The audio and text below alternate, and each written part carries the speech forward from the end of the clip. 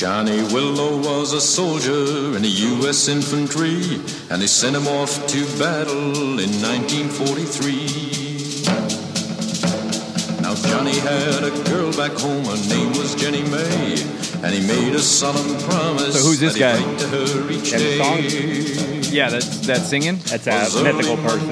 Oh, yeah? Yeah, it's kind of describing an action that would have been a Medal of Honor citation, but it was a song that was popular during World War II. It's one of the kind of, not a recruiting song, but a patriotic ballad, if you will.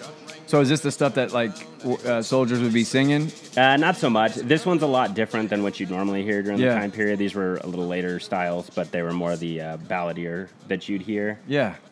That's cool. So what are they out for? For public or for soldiers? Both. Both. It's interesting because a lot of times if you watch like Civil War movies and stuff like that, they're constantly singing the Battle Hymn of the Republic, and the Southerners are singing Dixie, but they more than likely they were singing, you know, the popular ballads of the time that had nothing to do with the military. Oh, really? So, yeah, a lot of this was for the home front and consumption and things like that to get people kind of geared up to want to go, and to people who have family in the military to be proud and things like that. But, you know, just like now the soldiers aren't, or in Vietnam the soldiers aren't necessarily listening to patriotic songs, and they're probably listening to, you know, whatever, not Leonard Skinner, we're a bit off, the Creedence Clearwater Revival, Jimi Hendrix, stuff like that, just whatever the popular super American something. Well, they're listening to whatever they would have listened to back home. Oh, so it doesn't make a difference. Doesn't make a difference. Whatever they were bumping. Yeah. That's cool, man. So any feedback from last week? Yeah, so we got a lot of good feedback. A lot of people I talked to, it seemed like a good amount of people were excited about trying to get on both of our projects there, so that was good to hear. I had a few people reach out to me wanting to donate for the plaque for Steve, which I think is awesome. So we definitely want to move forward with that. Yeah. We're looking into a couple different companies, trying to see kind of what we what's feasible to get, and then we will try to get something out there so we can try to start bringing in donations and get. Yeah, I'm gonna talk to the Redlands mayor this week, and if you give me a letter, I'm gonna drop it to him, and hopefully we can get something going for Tim too. It'd be cool to do plaques for both of them. Because is there a plaque for Tim? Well, Redlands has a great memorial, the Eternal Flame. Do they? Yeah, which has the names of everyone from Redlands that's been killed in action that we're aware of throughout the war since Redlands has been a city, and it has Tim's name and Steve's name on there. Oh, very cool. But it's got they're inscribed on the back behind the flame. It'd be cool to have something separate on there too as well. It's maybe somewhere else, not to take away from that and to take away from all the other veterans that are there. Yeah, man, that's cool. Yeah, we got a lot of good feedback, dude. I had a lot of people that were super interested and loved how you painted the picture. So hopefully we can keep the train rolling. Well, hopefully we can keep it local for a little while too, and try to foster some community pride as well. Yeah. So the next couple episodes we'll keep it local, local heroes. And where do you want to start today? Best we can. Anything with a connection. Well, speaking on the feedback and stuff like that, I was trying to paint a picture. We were trying to talk about things. One of the things is a lot of people outside of the military aren't necessarily as familiar with some of the terminology, what some of the things are, and what even necessarily the Medal of Honor means and what that encompasses. So, I had no idea. Yeah, so thought we'd kind of go over the history of the Medal of Honor a little bit, and then another Redlands connection. We got another recipient that's got some ties to our hometown here. Oh, really? Our hometown area. Okay, cool. So just to put into perspective what the Medal of Honor is, the Medal of Honor is the highest award that you can achieve in the United States military. It's above and beyond. If you see somebody that's surviving that has a Medal of Honor, then you automatically know what that person did is something extraordinary. In the military, if you don't know, there's big rank structure, right? Enlisted guys have to salute officers, things like that. Yeah. There's real strict order, code of arms, code of ethics, all those kinds of things. A private or a PFC that has a Medal of Honor, generally officers will salute them. So it's a whole different ballgame with something like that. Yeah, the Medal of Honor is held in such high esteem that people will clear rooms for a Medal of Honor recipient. People will go out of their way. It's just that automatic recognition. What do you mean clear it's so rooms? Important. Meaning you'll stand up, come to your feet if a Medal of Honor recipient enters. If somebody sees that ribbon around someone's neck or sees that ribbon on them and they know it's legit, they're going to command attention over anybody. If you go to a military ball or something like that, you can have a 4-star general, you can have 3-star generals, you can have admirals, you can have famous celebrities and heroes, but somebody with that ribbon around their neck is going to supersede all of them immediately. It's just that much. It's that important. Yeah, exactly. And why is it so important?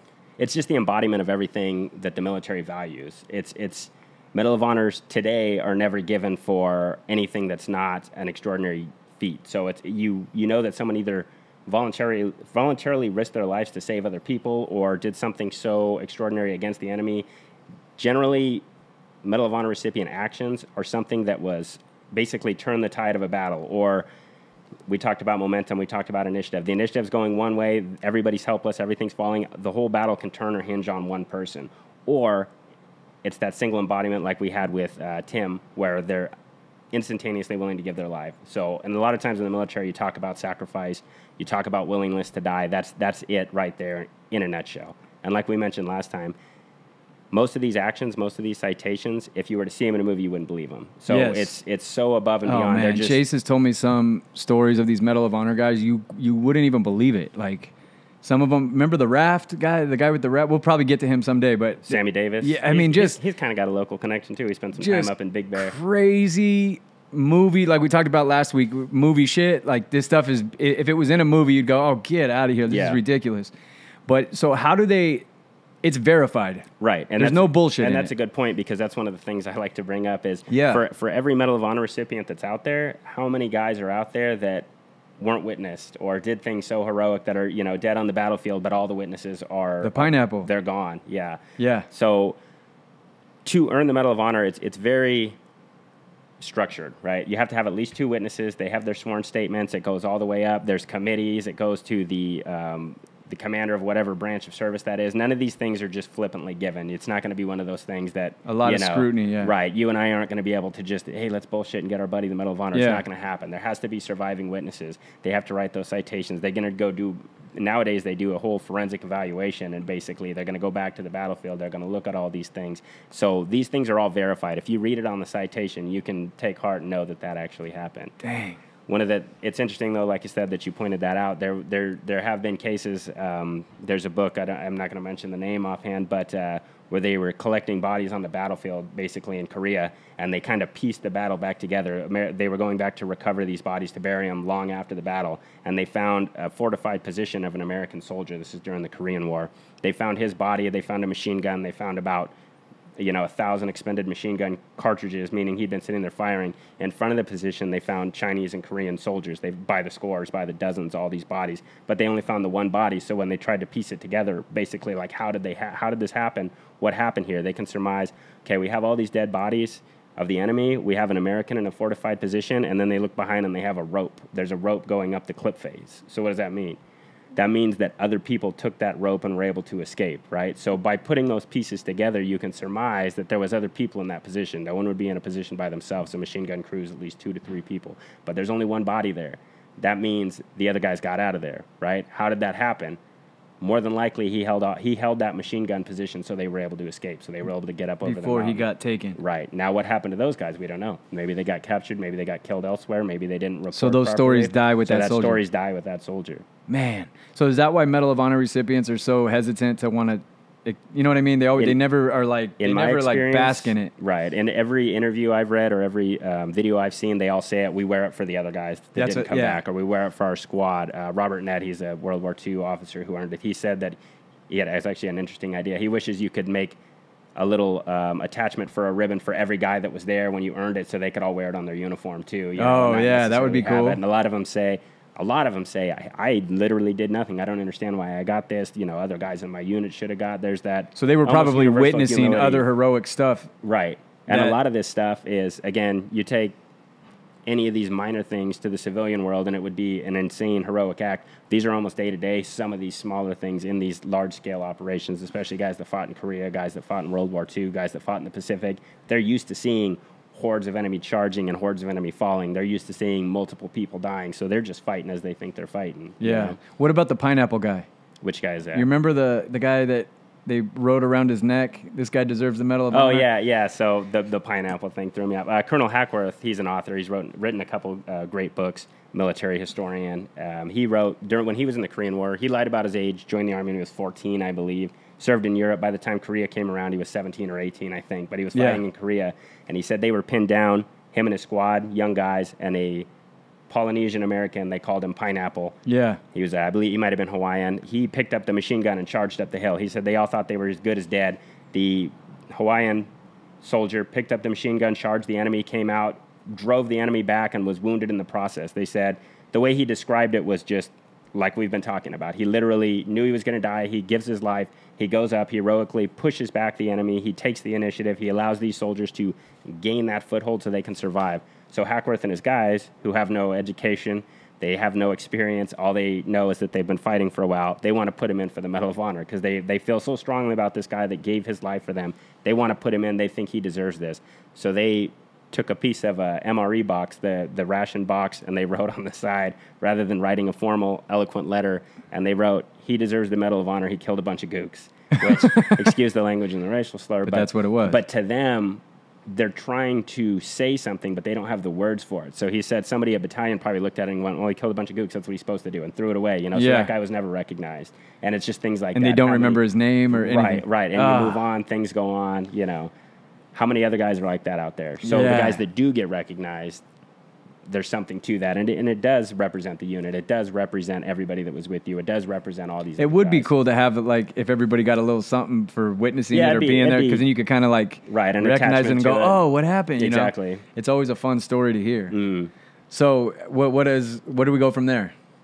As far as what? The Medal of Honor. So anything else special about it? Like any other little... Well, I just wanted to mention the history a little bit of numbers-wise. So since the Medal of Honor was instituted during the Civil War, initially America had no formal ribbons. They briefly flirted with the Purple Heart in the Revolutionary War and it's a badge of military merit, things like that. But up between the Revolution and the Civil War, we had no medals.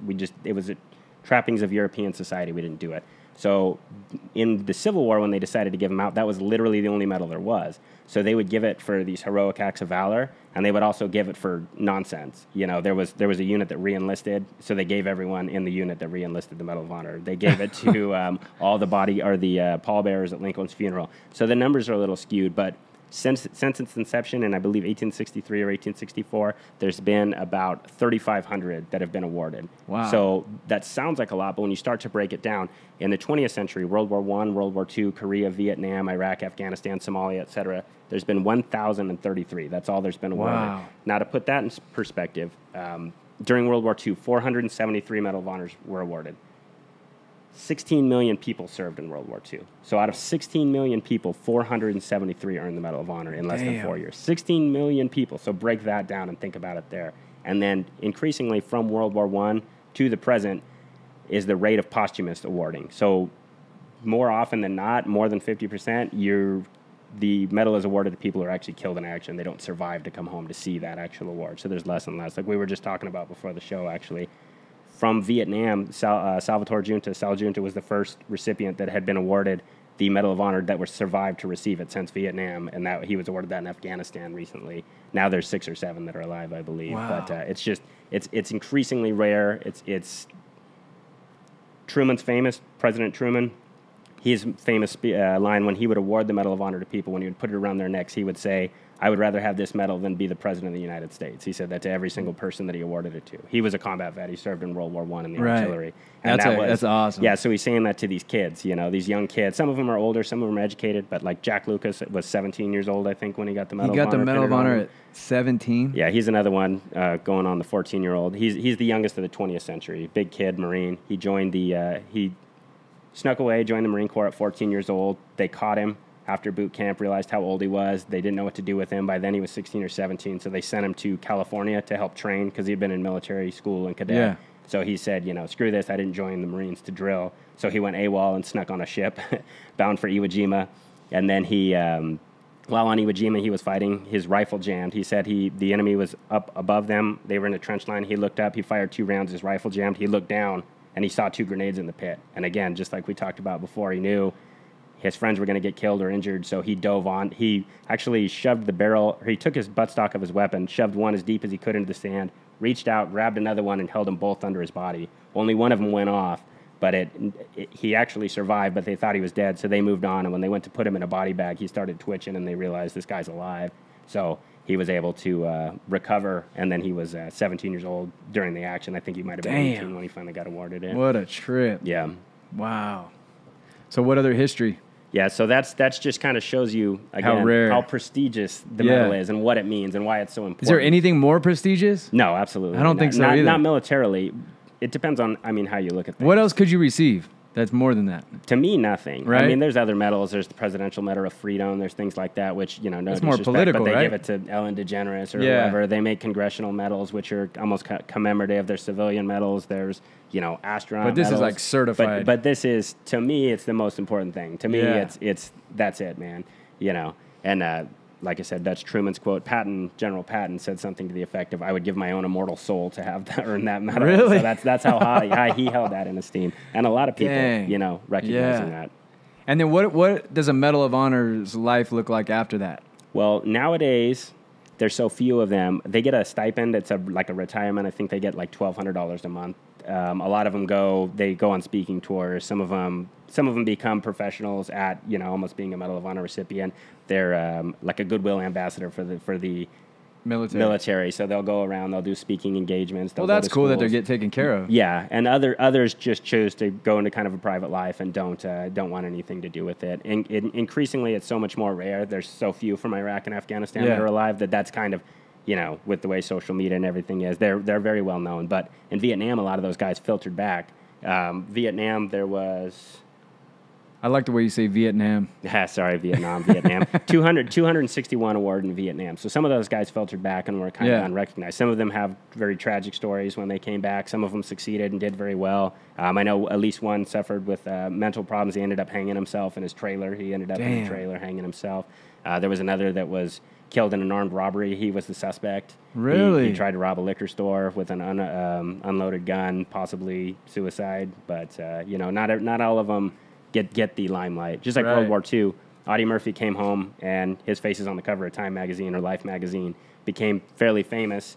A lot of these other guys, no one would recognize him in the street, you know. And even Audie Murphy, he's probably the most famous Medal of Honor recipient in modern times, at least on the enlisted side. He ended up being a Hollywood actor, very successful in that. But when he initially came home, he was homeless. He was living in the back of a gym, you know, and he would just wake up and kind of go box and then go back to sleep in the gym because the guy was letting him live there until James Cagney, the actor, found out about it and said, no Medal of Honor recipient's going to be sleeping in a gym. And he got him a contract, got him started in Hollywood. So damn. You almost would think, like, if you had the Medal of Honor, that there's, like, some magic black card that you get, you know what I mean? And you don't have to pay for anything anymore. It would be nice. You're just taken care of. It would be nice, yeah. Life's not that easy, though, on a lot of things. And one of the recent recipients, I believe it was Clint Romachet, said that people look at them and they honor them for the Medal of Honor, but for most of them, that was the worst day of their lives. You know, they went through something had to be so horrific, things had to go so wrong for them to get into that series. Kind of a weird thing to celebrate. Yeah, they might have lost friends that day. They might have seen people die. They might have done things that were horrific. They might feel guilty about wearing it. Right. Staff Sergeant Bellavia, it's actually his 28th birthday when he earned the Medal of Honor. He's at 28th or 29th, and I saw him on a program, and the last thing he said is, I've had a lot better birthdays. You know, he ended up in Fallujah in hand-to-hand combat, which was hellacious. I use that actually for training sometimes when I'm teaching people about will to survive and what that means, and not thinking, oh, I'm just going to punch this guy and knock him out, because he ended up literally fighting an insurgent by himself, both unarmed, you know, going at it. He's hitting the guy with his helmet, hitting the guy with his sappy plate. The guy bit him in the genitals, knocked his tooth out. They're shooting at each other, throwing grenades. He had shot the guy in the arm. He ended up sticking his thumb in the guy's eye. You'll hear the tough guy, I'll just stick my thumb in his eye. Bellavia shoved his thumb in this guy's eye as hard as he could. The guy's not stopping. He said he thought it would just pop. It's a true fight to the death. Yeah, they're literally fighting to the death until he's able to get his Gerber out, stick it in him, and feel the blood running down his hands, you know. Might be cool in a movie, but it's not something you want to think about every night before you go to sleep. So, that's interesting. every time you speak to him or give him a salute or give him that on, you know, congratulations, thank you for your service, he's reliving that. And that was his birthday. So every birthday he has, it is weird when you look at it like that. It's almost like a celebration for everybody that gets to see you with it, not necessarily for yourself. Right, and it's Kyle Carpenter, he jumped on a grenade as well. He referred to it as the weight of the nation, and it really is, because everybody's looking at you. Everything you do for the rest of your life, you're going to be gauged on that. You know, you're going to be. I never really thought about it like that. I always thought it would just be something cool. You'd be like, hell yeah. But that's obviously I mean, there's two aspects to it, because it is cool, and it is, you know, most guys that earned it especially nowadays, they chose to serve, they chose to enlist. So a lot of them, it's a very prideful thing, you know. Yeah. And again, to go back to Sal Giunta, if I remember correctly, he actually donated his Medal of Honor back to his unit, so it's at the unit headquarters, so everyone can see it. So he doesn't even have his to wear anymore. Damn, it's such a prideful unit thing, and going back to that's cool. Saying I didn't do anything anybody else didn't. It's like a way to distance yourself from it a little bit. Perhaps. Yeah. Have you ever held one? I have, yeah. Really? Yeah, I got to go to a Medal of Honor golf tournament. The Stater Brothers Corporation is very patriotic, very awesome, a very awesome business out here. They put on a golf tournament that has Medal of Honor recipients come, and I got to meet 8 of them. It was kind of one of the highlights. For people that don't know, Chase collects, you collect... I collect uniforms, military pictures, everything, but I also collect autographs from Medal of Honor recipients. And he has a crazy collection. A couple hundred of them. One of our mutual friends, right, that you did it with, the golf tournament? Mm-hmm. Were you like a Disneyland kid the night before? I was definitely. Yeah. I was trying not to be like that there, so I didn't make a fool of myself. But definitely. Did you bring all your folders? No, I didn't. You didn't? Yeah, I was working, so you can't kind of, you know. Did you want to? I did. Yeah. But you got to be respectful too. Yeah. You don't want to follow. So are you trying to like? You want to go? I got to shake their hand and take a picture with all of them, and that was pretty awesome. That was kind of the highlight for me. Did you get an autograph from them? No, but I actually had all their autographs already. You already had them? Yeah. You're all double. I write letters, so yeah. I would have, but I didn't want to ask them. You know, it was kind of inappropriate there. So you didn't get a chance to like sit and BS with them? Not too much. 2 of them I got to talk to for a good amount of time, but the rest of them, no, not so much. No, but it was enough for me. It was pretty damn cool. You know, that's awesome. If you think. I definitely wouldn't compare it to sports stars, but a lot of people would think your favorite sports star. I would compare it even more so if you think, who's your favorite historical person? You have a bust of Abraham Lincoln over there. That would it would be like akin to that to me. Abraham Lincoln. So you go into this golf tournament and you see the guys, you know who they are, you know their stories. I knew right away. Yeah, I went to the bathroom and one was washing his hands. I'm like, oh my god, that's him. You know, he's a lot smaller in person, but you know, I've seen his pictures. You know their citations, everything. Yeah, a lot of them. Yeah. Are there anybody else like you? Is there anybody else like you at this tournament? Or is no, I don't think so. There's plenty of people like me out there. I guess like a fanboy that collect all this stuff. Yeah, but not there. Chase's collection is sick with it, man. It is crazy. Yes, if you guys. How many uniforms do you have? I couldn't even count. It's like it looks like a clothing store. Looks like a surplus store. Yeah, it really does. I used to do school displays. I'd like to do them again. If anybody has if any teachers out there looking, you know, I'm more than happy to come do a presentation. But I like to use them for that kind of stuff. I have World War I, World War II. My favorite's a coat from the Philippine insurrection. You know, I got everything. It is insane. Yeah. So who's our local guy today? All right. So going on today, we have like we talked about last time. Redlands High School, right? Here's another one. So I've those of you guys that are from Redlands, if anybody's listening, how many of you guys have heard the name, or Donnie, have you ever heard the name George Sakato before today? I've heard it from you, but I never... Fair enough. Yeah, so George, have you ever heard of let me ask you this. Do you know what the most decorated unit in American military history is? Or one of the most? I don't. All right. Have you ever heard of the 442nd Regimental Combat Team? Okay, so just a little bit of a World War II history. If you know anything about World War II, we were fighting the Germans and the Japanese. Yeah. Right? So after Japan bombed Pearl Harbor, there was a knee-jerk reaction, and all Japanese Americans in the country were put into internment camps. Sometimes they call them concentration camps, depending on the terminology you want to use, right? So all of these guys that were on the West Coast were taken from their homes, and they were moved inland, and they were forced into camps. Because they thought that the Japanese were going to be disloyal and side with the Japanese. So we think of it now as, you know, we kicked ass, back-to-back World War champs, this and that. World War II was not a foregone, victory was not a foregone conclusion. There was a very good chance we could have lost. Pearl Harbor was one of the most complete one-sided victories in military history, right? It was very possible that they were going to invade the West Coast. The fear was that the Japanese were going to invade Hawaii, they were going to invade California, they were going to invade Oregon and Washington, and that all of these Japanese citizens would be spies and would side with them. Isn't that crazy just to say the words invade California, Oregon, and Washington? Like, it doesn't even seem possible. They did invade Alaska. Yeah? A lot of people aren't aware of that. Yeah, they fought. Hawaii was a territory, Alaska was a territory, Guam's a territory. We did fight on American soil in World War II. People don't realize that. We had a hard-fought campaign in the Aleutians. But yeah, we expected Hawaii to get overrun. There's actually Hawaiian dollar bills from the war era. They say Hawaii on them real big. That way, if the Japanese did overrun Hawaii, they couldn't use that money later to buy things because we would know, hey, that's Hawaiian money. It's no good anymore. It was very possible. Wow. Yeah, if they had followed up on that second wave of the invasion, it would have been, you know, devastating at that time. We wouldn't have had much to stop it. In the beginning of the war, our army was smaller than Romania. Okay, we were training with broomsticks and sacks of flour and eggs and things like that because we couldn't afford grenades. We couldn't afford rifles for everybody. We were, in the beginning of the war, had equipment from World War I and World War II. And the Philippines, which was an American, I believe it was a protectorate, it might possibly a territory, got overran shortly after Pearl Harbor. Our troops that were stationed there, one of the veterans that I've heard one of his stories, he said they got the air raids and they're like, oh crap, it's real now. They got their rifles, these bolt-action rifles from World War I, and they opened up the cases of ammunition. This is 1941, mind you, and they were dated 1918. So they're using ammunition and equipment from 1918 to fight the Japanese. Wow. The Japanese army had been fighting for 10 years. They were one of the most successful armies in modern military history, right? They were overrunning the Pacific. They overran China, Korea, Manchuria. They're slaughtering these citizens. They're bloodthirsty, essentially. You know, it was not easy to say, oh, yeah, we're just going to go kick their ass like people think we did. The war was very hot. The war was very bitter. The war was very hotly contested, right? So, unfortunately, as a result of that, George Sakato, people like George and his family, were forced to leave where they lived. They were put on train cars. They were given very little time. Hey, you got to sell your house. Donnie, you got to sell your house in 5 days. Damn. Sell your house to me. How much is your house worth? $400,000. All right, I'll give you $200,000 for it. Fuck you. Okay, I'll give you $100,000 for it. Right? They just got to get what they can and go. Yeah. So George is actually from Colton. So anybody that's out there from Colton, George grew up in Colton. He went to elementary school there, and then they actually moved to Redlands, California. His family had a grocery business and a meat stand. They lived in after Redlands. The internment camp? No, this is before. Oh, wow. Right? So he actually graduated from Redlands High School. He went to Redlands High School all 4 years, and like many other of these Nisei, who were the second-generation Japanese, they consider themselves 100% American, right? Just like any other immigrants, you know, your mom might speak Spanish in the home, but they go out and they're doing everything else. So these guys, they're doing the same thing. They're playing baseball, they're driving the nice cars, they're doing whatever. They speak Japanese in the home, but their loyalties are to America, right? Yeah. But all of a sudden, they're told, you're an enemy alien.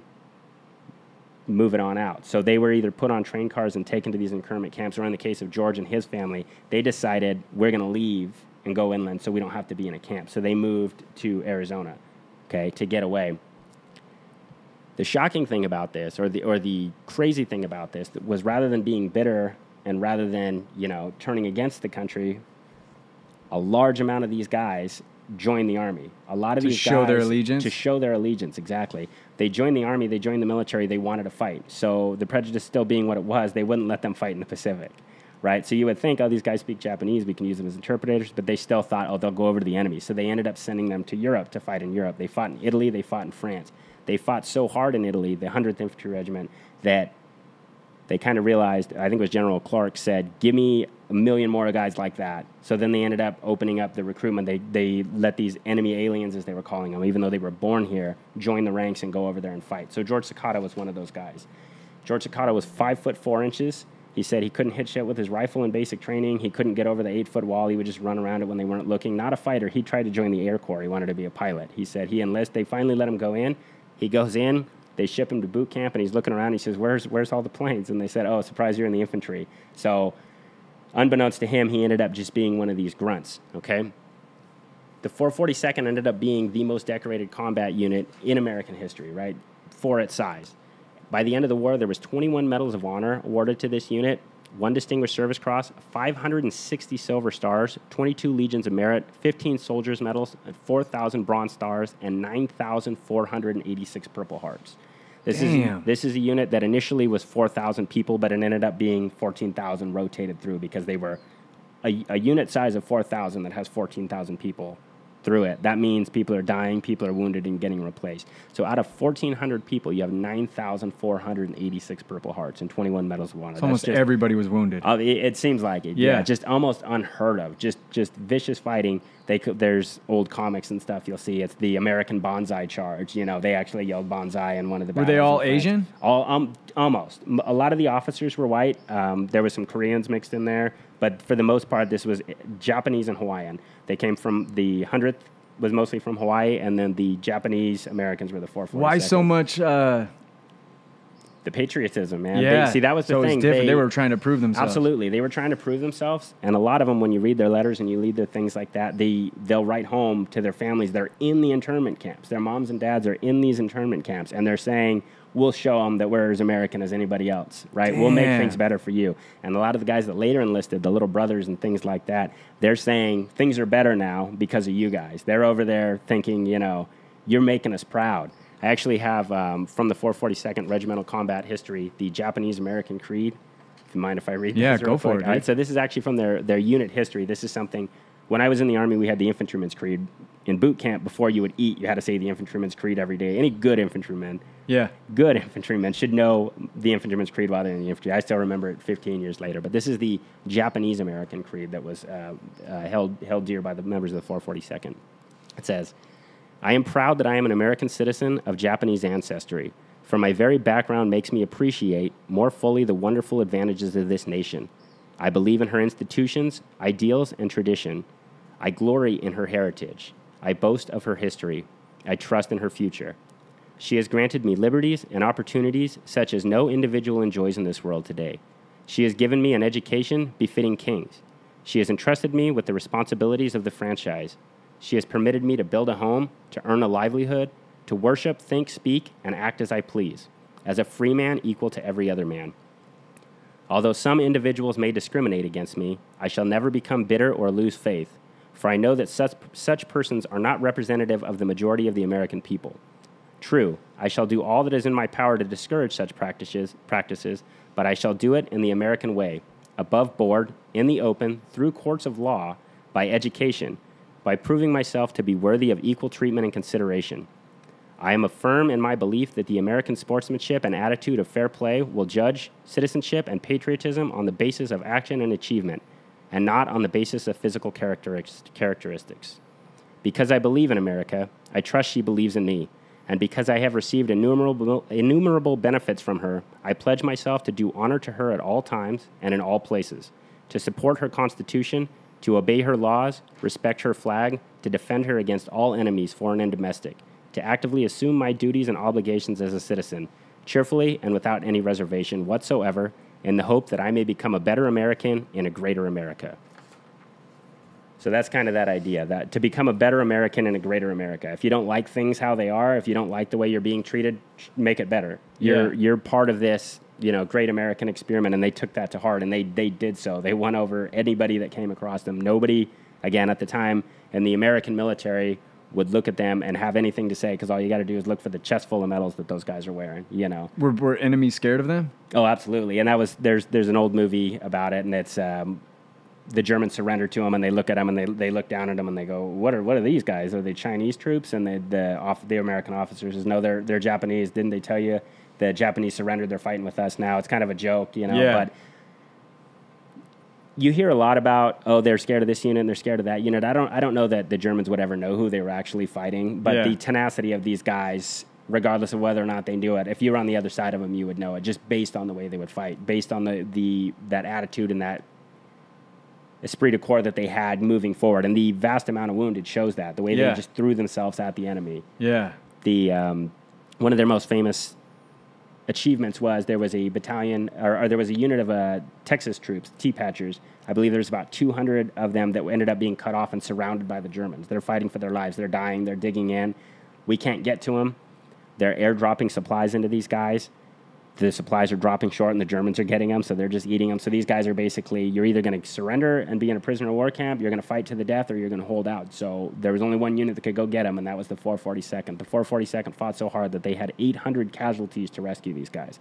800 casualties to rescue 200 guys. That's killed or wounded. Just that tenacity, whereas a lot of other units might have broken under that, right? There's units within that had 200 guys when they started and only had 12 walking at the end of this, right? There was no falling back. There was no retreating. They were given a mission, and they went forward, and they did that, and that was what the 442nd was. Damn. And as an aside, they ended up, the whole 442nd and 100th were made honorary Texans. Oh, yeah. Later for rescuing the T-Patchers, so they're... That's cool. They're all Texans there. But, George Sakato was one of these guys, and he went to Redlands High School. So just like we talked about with Tim No, you probably skateboarded or ran around or done all those things. George Sakato went to Redlands High School. This is he graduated in 1940 or 1941, right before the war there, right? walking those same grounds. I don't know where his store was, but his family had a grocery store in Redlands. They lived in Redlands for the adult part of his life. From childhood, he was in Colton. It might be a building that's still standing. Very well could be. A lot of these buildings were formerly owned by Asian Americans in Redlands. Yeah, very well could be if you could find the deeds or things like that. But how many buildings at Redlands High School are named after George Sakato? Nothing, man. How many people know that he was even there, right? That even if you know how does that happen? That's kind of the thing, man. It's tragic. We lost George to Arizona because of the policies and because he went there. So, I mean, that is, a shame to us. But we should still be able to recognize that, right? There's an ROTC program at Redlands High School. I wonder if they know anything about it. If anybody, is a member of that, that would be something to do to name something after George or honor George or recognize at least that he went there. Yeah. Man, you would think they would be celebrating that from the rooftops, right? I doubt anyone knows it, though. You know? There's towns and places where they do recognize that, and Redlands definitely is very proud of its history, but it's just one of those things. It's forgotten the history. He was gone before he earned his medal. They might have kind of just forgotten that, but even in one of his interviews, he would mention, they'd say, "Where are you from?" And he'd say, "Redlands." And they'd say, "Where?" And he'd say, Redlands, California. Really? So he recognized that. And he actually, when he was recovering from wounds after he fought, somebody came up to him from the unit and said, "Hey, you didn't tell us you got the Distinguished Service Cross." And he said, "What are you talking about?" Because he didn't know. They hadn't awarded it to him. And they go, "Look, your brother sent this." And it was the Redlands Daily Fact, says George Sakato earns the DSC. Even before he knew. Even before he knew, right? So Redlands, he's got that connection. And he mentions in the interview, my brother sent me the newspaper from our hometown. He still called it his hometown, Redlands, California. So wow. Yeah, all that history in this little bit of area. Isn't that a trip that story somehow gets... I never heard that. Well... You would think that would be a huge deal. There's so many stories that are out there that are forgotten. I guess it's hard to sift through. You'll hear people say, I was never taught this kind of history in school. It's like, well, did you pay attention anyways? Yeah, and exactly. How much are you going to fit in? I remember going to high school. I loved history, and I paid attention to it very well. You go over World War II in like 2 days, and then we didn't even get to Vietnam in the book. So it's dishonest to say they're intentionally not teaching a part of this history. It's just there's so much to teach. You got to cover so much ground. You got to cover so much ground. You got an hour a day. Yeah, exactly. That you're not paying attention to anyways. And now kids are on their phones. So and it's this and that. Sakato? Sakato. Sakato. So how did he earn his medal? So George, again, small guy, 5'4", little dude. According to him, he basically talks about himself like he's a sad sack, terrible soldier. Like I said, they had an 8-foot wall they had to jump. He never made it over. He would just run around the side when he couldn't.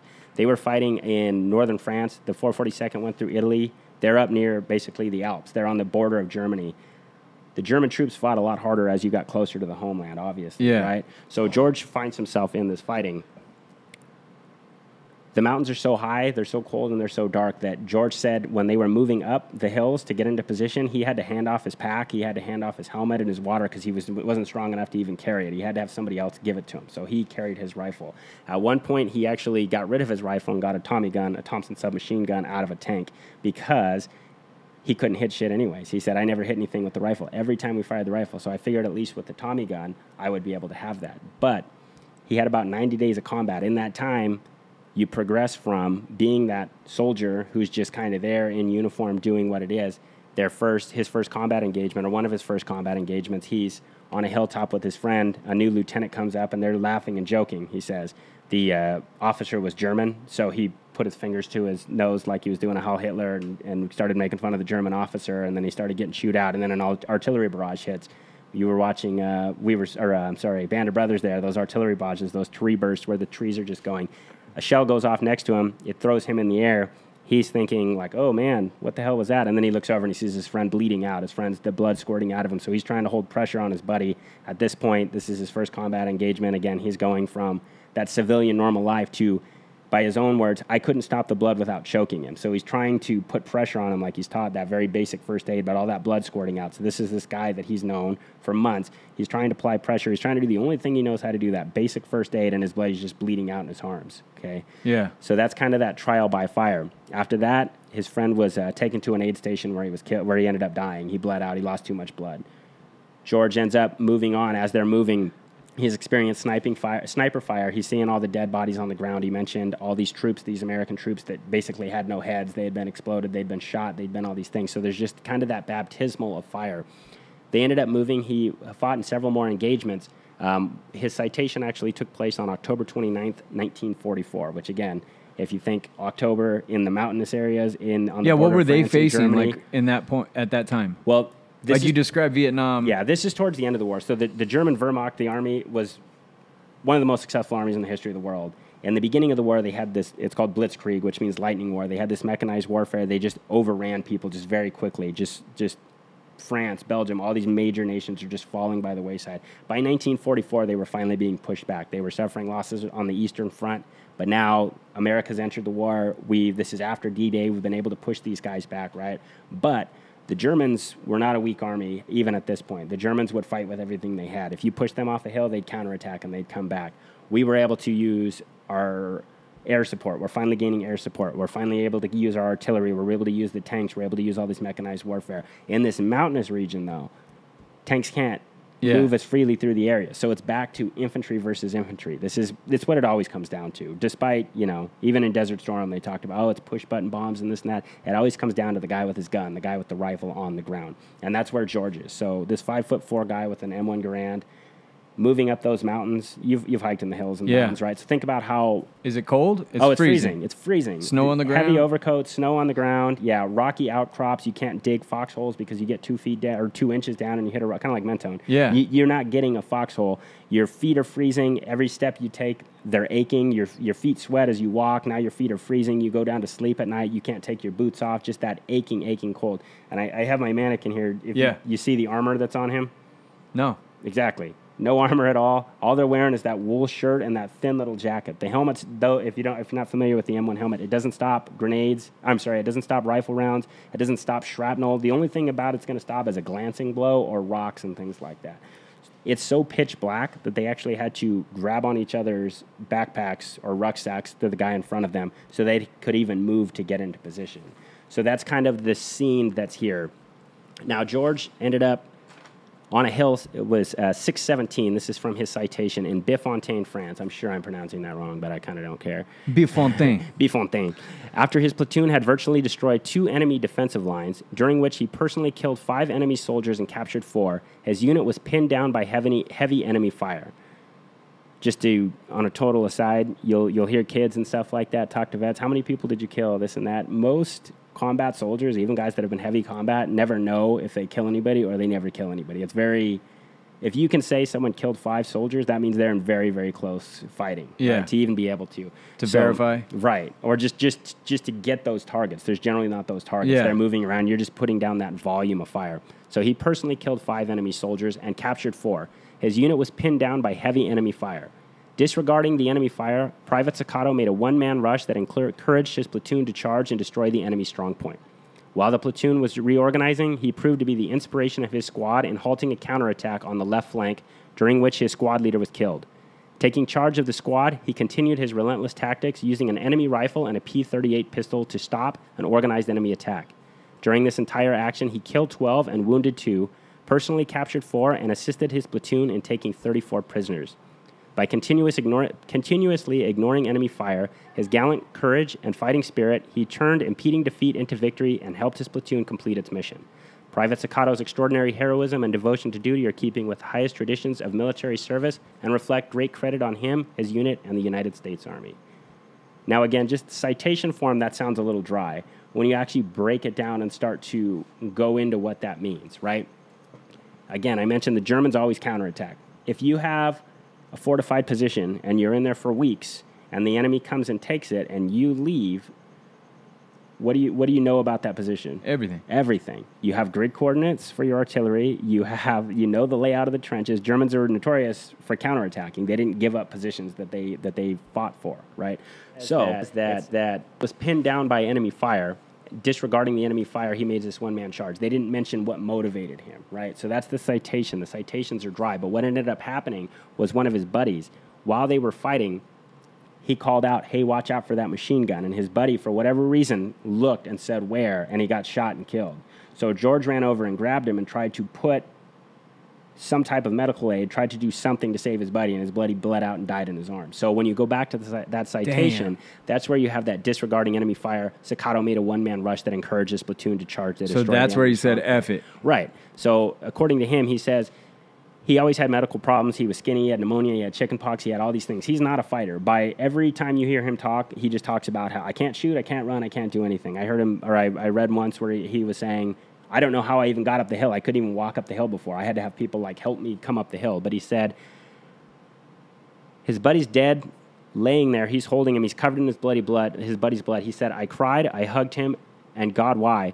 Laid down, I looked at the blood on my hands, and I said, you son of a bitch. I threw the pack off, picked up the Tommy gun, and I got out of the hole and zigzagged up. Run this way and that. I shot 2 or 3 guys, and then pretty soon guys with white handkerchiefs were running at me. So he didn't even remember doing this to a degree. He literally snapped.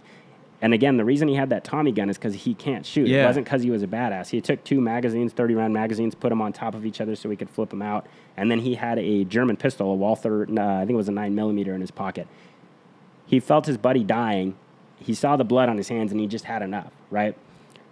Had he stayed in his position and done what he's supposed to as a combat infantryman and keep his head down, they probably would have took more casualties. They probably would have continued to be pinned down. Maybe more units would have reinforced them. Maybe not. Maybe it would have taken weeks to take this position. But when he looked at the blood on his hands and he realized that's his friends, his own words were, you son of a bitch. He said he was crying and cussing while he was going up the hill. Tears are streaming down his face. He's thinking about his buddy, right? This isn't Rambo. That was my friend.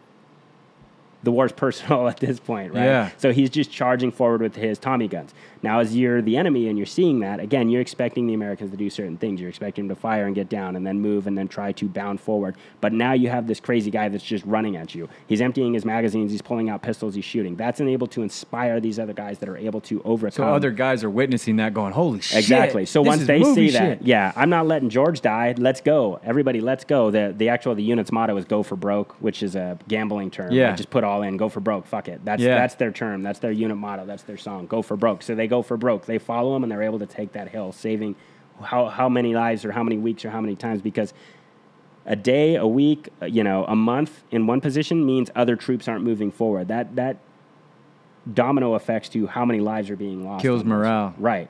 And then George, again, after that, just business as usual. He goes back to his position. He continues fighting. They days later, or I'm not sure how much time later, they're caught in an artillery barrage. He had shoved his overcoat into his backpack, his rucksack, and put it on the side of the hole. He's trying to dig. Shrapnel bursts through the field jacket, thank God, which is what saved him. And then the rest of the shrapnel goes into his back, hits him in his spine, hits him in his back, hits him everywhere else, and he's taken out of action, and he's sent to a field hospital. He ended up in England. While in England, he's getting buzz-bombed by the Germans because the civilian population is living under this constant threat of the Germans lobbing over rockets. Eventually, he was discharged from the military, and like I said, after he's recovering, they tell him, hey, Redlands Daily Fax says you got a Distinguished Service Cross. He had no idea. No idea, which is one lower than the Medal of Honor. He had heard that he was being put in for a medal, but, you never hear anything of it. So then, and even on that, his officer said, hey, stick around. We're going to have a parade for you tomorrow. The band's not here, but we're going to have a big parade. We're going to have a big thing. And he goes, I can't. We're all leaving on the train. I got to get out of here with them. I don't want to wait. So they're like, okay. So they just pinned it on the shirt, and he went home and got back on with his business. Pinned what on his shirt? His Distinguished Service Cross. Just got back on with daily life. And then that was it. He ended up, going back to civilian life, just like the rest of the United States military did after World War II. They had kids. They got jobs. They moved on with their lives. And then in the late 90s, they did a review of a lot of these awards for people that they thought got overlooked, African Americans, Japanese Americans, Jewish Americans, and they upgraded a lot of these Distinguished Service Crosses, and Sakato's was one of them. So he was flown to the White House where he was given the medal that he justly earned. That's awesome. Yeah, and there's a funny picture of Bill Clinton actually gave him the award. Generally, they have to drape around your neck or, stand up. Bill Clinton's about a foot taller than him, so he's just kind of looks like he's pinning a medal on a little kid right there. Yeah. But finally getting that justice he deserved, which again, Redlands, California, and again, that's what we would like to see happen with Tim No. Yeah, man, what a crazy story. Just picturing him running up that hill, tears, blood. And I hadn't fired a Tommy gun or Thompson submachine gun until a couple years ago. They are not easy to shoot. They're not very accurate. Yeah, it's a 45 caliber bullet. It's basically a pistol round. So you're rushing headlong at the enemy. The Germans, who are in fixed fortified positions, dug into a rocky mountainside. They have machine guns. They have rifles. They have grenades. They have all those things. He's got a Tommy gun and a pistol, right? But that pure initiative, grit, determination, and anger righteous anger because his friend died, right? Wow. He never said he joined the Army because he was patriotic. He joined the Army to serve his country, but he didn't charge the hill because he was patriotic. He charged the hill because his friend's blood was on his hands, and he didn't want any more of his friend's blood to be on his hands. So the quickest way to end that war is through the enemy, and that's what he did. He charged up that hill that he personally said, I don't know how I got up that hill. I could never get up a hill before. You know, that disparaging. Oh, the one when he was attacking? Yeah. Oh, wow. He said that the grade was so steep on the hill that he had trouble even walking up it. But that anger, that adrenaline, that I'm going to get you, you sons of bitches. That's by his own words, you son of a bitch. Looking at his hands, it's from the. Have you ever seen the movie Patton? No. He gives the big speech at the beginning, and it's based on a historical speech. But at one point he tells them, "I know you guys looking around. I'm paraphrasing, obviously. Some of you are scared. You're wondering what it's going to be like when you're in combat." And he says, "But I promise you, when you put your hand into a pile of goo that a moment before was your best friend's face, you'll know what to do." And that's exactly what this was. You might be afraid, and everybody doesn't want to be the guy that is yellow in combat, but you'll know when it's time to do it. And that's what this was. This continuing with that tradition of a lot of, again, Roger Young, Audie Murphy, Desmond Doss, all these guys. This guy's 5'4". He's Japanese American. He's been discriminated on. He's been kicked around. He's been treated like shit. Kicked out of his city, kicked out of his home. They had just bought a commercial grade refrigerator in a business that they had to sell for pennies on the dollar and things like that. But here he is several years later, charging up a mountainside with a Tommy gun and a pistol. And again, they're not just defending other Japanese Americans. This unit's supported by all these other units. If they don't take this hill, somebody else is going to take this hill. If they fall back, somebody else is going to get attacked, right? When they're saving the T-Patchers, the Texas National Guard guys, if they don't get to them, those guys are going to be cut off the aisle or be put into prison camps, POW camps, things like that. Damn.